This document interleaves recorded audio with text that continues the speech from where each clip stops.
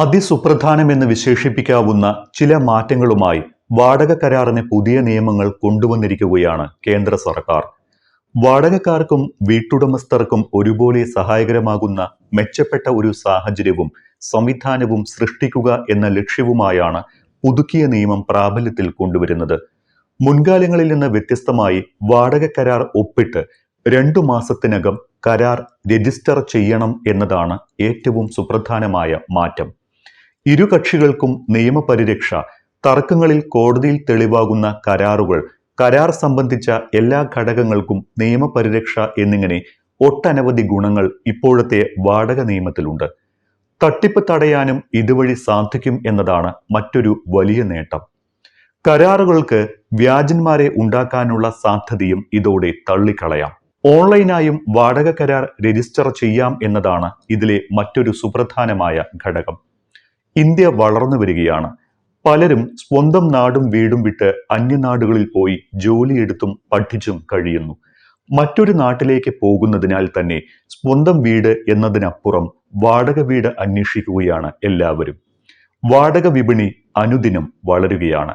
ഏതു സമയത്തും മറ്റൊരു നാട്ടിലേക്ക് പറിച്ചു നടപ്പെടാം എന്നതുകൊണ്ട് തന്നെ വാടക വീട് തന്നെയാണ് എല്ലാവരും തിരഞ്ഞെടുക്കുന്നതും. വികസിച്ചു വരുന്ന ഈ വാടക വിപണിയിൽ ചൂഷണങ്ങൾക്കും സാധ്യത ഏറെയാണ്.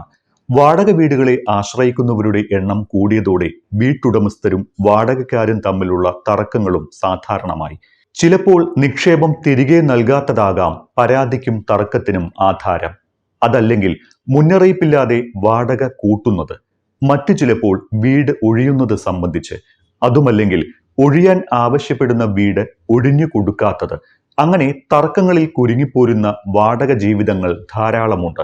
ഇനി ഇത്തരം ഏകപക്ഷീയമായ സംഭവങ്ങൾ ഉണ്ടാകില്ല.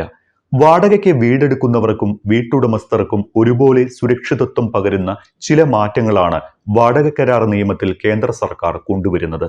MTA എന്നറിയപ്പെടുന്ന മോഡൽ ടെനൻസി ആക്ടും സമീപകാല ബജറ്റ് വ്യവസ്ഥകളും അടിസ്ഥാനമാക്കി പുതിയ വാടക കരാർ 2025 പ്രകാരം സർക്കാർ പുതിയ നിയമങ്ങൾ നടപ്പിലാക്കിയിരിക്കുകയാണ്. ഇനി മുതലുള്ള ഓരോ വാടക കരാറും ഔദ്യോഗിക സർക്കാർ ഡാറ്റാബേസിൽ രേഖപ്പെടുത്തും.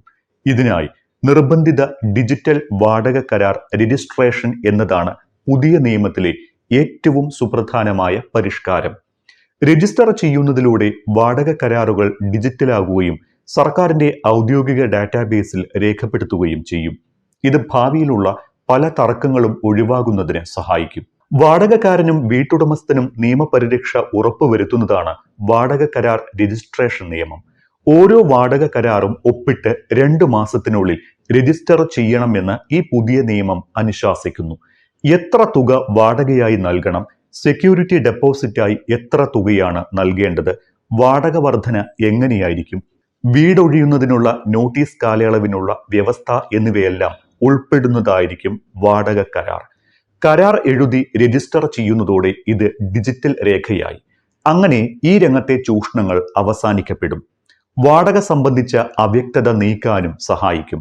ബാംഗ്ലൂർ, ഡൽഹി, ചെന്നൈ പോലുള്ള മെട്രോപൊളിറ്റൻ നഗരങ്ങളിൽ വാടക സംബന്ധിച്ച് വീട്ടുടമസ്ഥനും വാടകക്കാരനും തർക്കങ്ങൾ പതിവാണ്.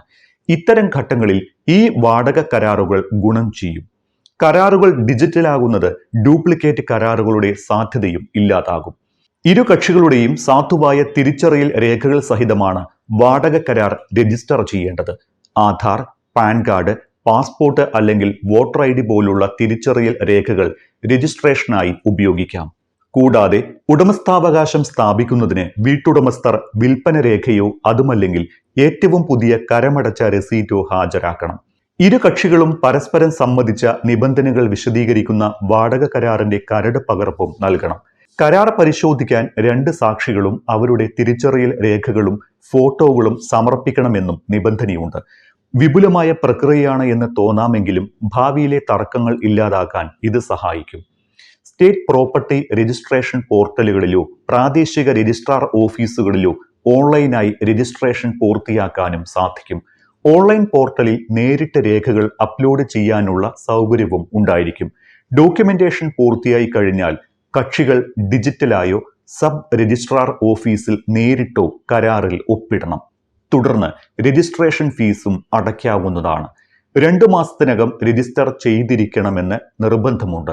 കൃത്യസമയത്ത് രജിസ്റ്റർ ചെയ്യാത്തവർക്ക് 5000 രൂപ പിഴയും നൽകേണ്ടി വരും.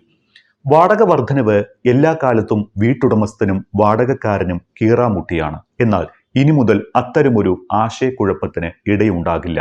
സ്റ്റാൻഡേർഡ് വാടക വർധന നിയമങ്ങൾ പുതിയ പരിഷ്കാരത്തിലുണ്ട്. അതായത് ഇനി മുതൽ തോന്നിയതുപോലെ വാടക വർദ്ധിപ്പിക്കാനാകില്ല എന്ന് സാരം. വാടക വർദ്ധിപ്പിക്കുന്നതിന് മുൻപ് 90 ദിവസത്തെ രേഖാമൂലമുള്ള അറിയിപ്പ് നൽകണമെന്ന് ഈ പുതിയ പരിഷ്കാരം നിഷ്കർഷിക്കുന്നു. അതും 5 മുതൽ 10% വരെ വാർഷിക വർധനവ് മാത്രമേ പാടുള്ളൂ. ഇത് വാടകക്കാർക്ക് ചെലവുകൾ മികച്ച രീതിയിൽ ആസൂത്രണം ചെയ്യുന്നതിനും പെട്ടെന്നുള്ള വാടക വർധനവിന്റെ ബുദ്ധിമുട്ടുകൾ ഇല്ലാതാക്കാനും കഴിയും. കൂടാതെ സെക്യൂരിറ്റി ഡെപ്പോസിറ്റിലും നിയന്ത്രണങ്ങളുണ്ട്. റെസിഡൻഷ്യൽ പ്രോപ്പർട്ടികൾക്ക് 2 മാസത്തെ വാടകയും വാണിജ്യ കെട്ടിടങ്ങൾക്ക് 6 മാസത്തെ വാടകയും മാത്രമേ സെക്യൂരിറ്റിയായി സ്വീകരിക്കാനാകൂ എന്ന് നിയമം നിഷ്കർഷിക്കുന്നു. എക്കാലത്തും വാടകക്കാർക്ക് ഏറ്റവും വലിയ തലവേദനയായിരുന്നത് സെക്യൂരിറ്റി ഡെപ്പോസിറ്റും വീടൊഴിയാനുള്ള സമ്മർദ്ദവുമായിരുന്നു. ഇവയിൽ നിന്നെല്ലാം വാടകക്കാർക്ക് ഏറെ സംരക്ഷണം നൽകുന്നതാണ് പുതിയ നിയമം.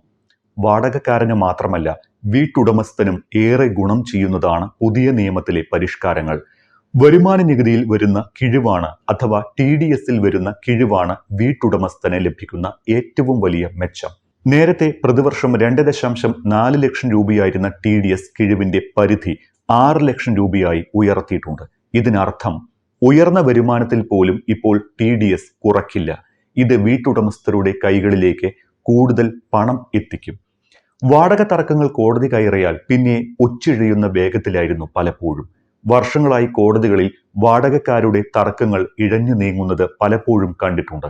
ഇവ പരിഹരിക്കുന്നതിനായി പ്രത്യേക വാടക കോടതികളും ട്രിബ്യൂണലുകളും ഇപ്പോൾ സൃഷ്ടിക്കപ്പെട്ടിട്ടുണ്ട്. ഏതൊരു തർക്കവും 60 ദിവസത്തിനുള്ളിൽ പരിഹരിക്കുക എന്നതാണ് ഈ ട്രിബ്യൂണലുകളുടെ ലക്ഷ്യം.